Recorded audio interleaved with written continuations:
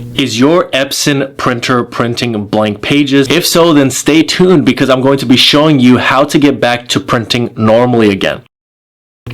Hey, what is going on? The printer guy here, and in this video I'm going to be showing you a step-by-step process on how to get back to printing normally again if you are printing blank pages with any Epson printer. Whether you have an Epson EcoTank, a Workforce, an L series, an R series, an M series, really any Epson printer aside from laser printers. If you have a nozzle-based Epson printer, this is going to work for you. Now, I will have video chapters down below this video if you wanted to get to different parts of the video, but I always recommend you watch the entire video and rewatch it just in case. You really want to make sure you get all the details that you can out of a video like this. Now, really quickly, I want to explain what is happening with your printer. But if this video ends up being helpful, please make sure to like the video. Any questions at all, comment below. And if you want more content like this, please make sure to subscribe. So what is happening with your Epson printer is basically your nozzles have dried up or clogged up. One of those two things has happened. There is not a free flow within your print head for ink to be able to print the documents or images that you're needing to print. Now, you're going to need to take an approach of different levels of cleaning.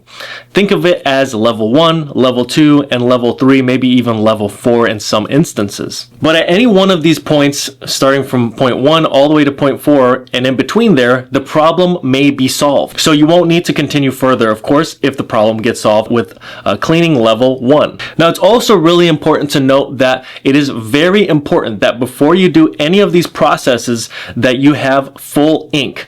Now, preferably a new set of ink cartridges or ink bottles. There will be ink linked down in the description below. You can use this for cleaning and for general printing as well. It's a high quality ink, but you really want to make sure that if you have an Epson EcoTank, the ink in your tanks is filled all the way to the top line. And if you have a cartridge based Epson printer, you want to make sure just to have new cartridges installed when you're doing these processes. Now, what we will need to do are cleanings, and there are different levels of cleaning, starting with the most basic level of cleaning, working our way all the way up until we get to our more complicated cleanings and even a manual cleaning with a cleaning kit, which there will be a link for that kit down below. That is the very last step, hoping that you don't get to that point, but it is an option available in case these other levels do not work. So on any Epson printer, you should be able to go to your home page, go to your settings, and then go to maintenance. Within the maintenance, you will be able to print off a nozzle report. Now, you're printing blank pages, so this report is not going to print. But you need to become familiar with this report because it is what you will be printing along the way to see where your quality is at. If you have missing lines or faded parts of this nozzle report, you need to continue the cleaning until you see what's here up on the screen, which is a fully functioning print head, which is where all the lines are printing off. There's no breaks in the lines, there's no fading. Everything is coming out as it should. This indicates to you that the printer is fully functioning at full capacity. So the first level of cleaning that you will need to do is under settings, maintenance. It is titled print head cleaning or head cleaning, depending on the model that you have.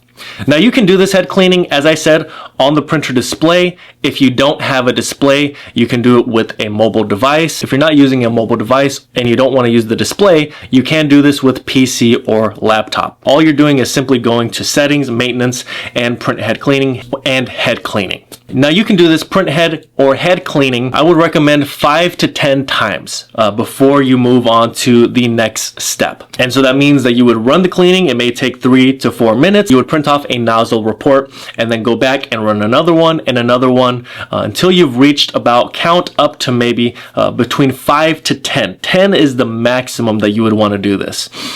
Because if it's not working by the 10th time, or you could even cut that in half if you wanted to speed this along, because this is level 1.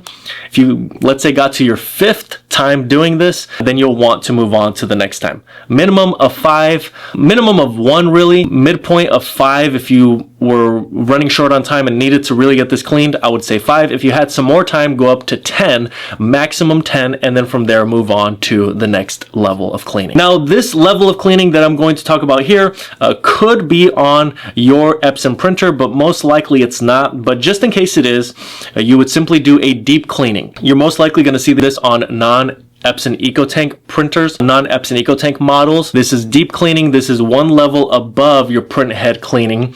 And so this deep cleaning, I would do this 2 to 3 times, and that deeper cleaning should really get the problem resolved. If not, you most likely, and this is probably going to be just for your Epson EcoTank models, the next level up from that is your power cleaning. Now, power cleaning, you want to definitely make sure that you have full ink when you do this. If you've run the other maintenance cycles already, you want to make sure that you have full ink before you perform a power cleaning. You also want to wait a 24-hour period in between these power cleanings. So if you were thinking to do more than one power cleaning, you really would need 2 to 3 days potentially if you were doing 2 or 3 power cleanings in total. But hopefully by this point, your nozzle report is showing, indicating to you that it is that all of the colors are functioning and printing. But if not, then you'll have to move on to the next step. Now, before we get to that step, it's important at this point that we talk about the maintenance box. Now, you may or may not have a maintenance box depending on the Epson printer that you currently have. If you do have a maintenance box, at this point, it would be a really good idea to have an extra one on hand.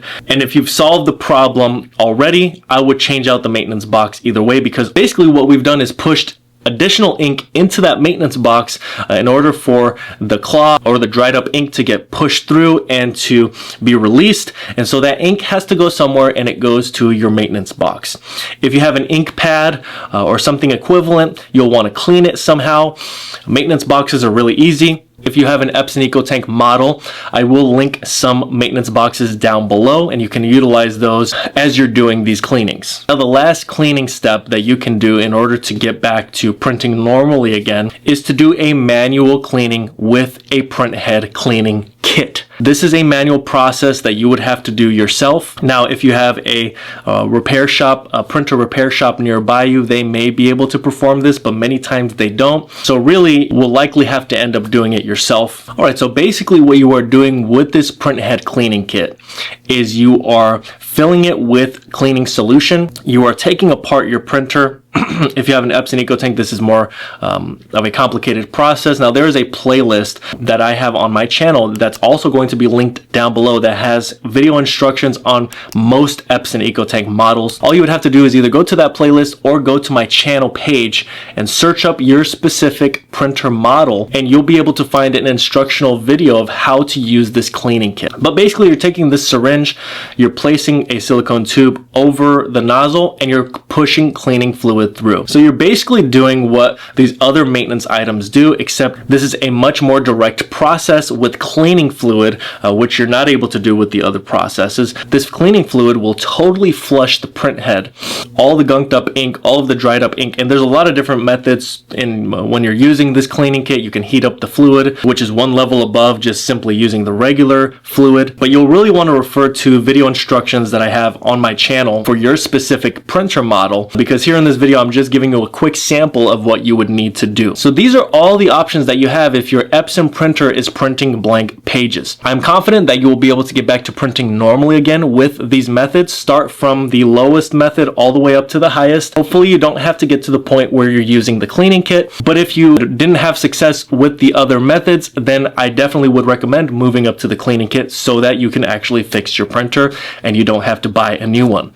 Again, there's going to be a link down in the description below for various products, including the cleaning kit that I mentioned here in the video. To reach other videos on my channel, you can simply click on my channel page icon, or you can use the link down below for the playlist that I have for all of the different repairs that I've done on various different Epson printers and other printers as well. Alright, so I really hope this video ended up being helpful. If it was, please make sure to like the video. Any questions at all, comment below. And if you want more content like this, please make sure to subscribe. Thank you so much for watching until the end of this video. I handpicked 2 videos that are here on the screen for you to watch next.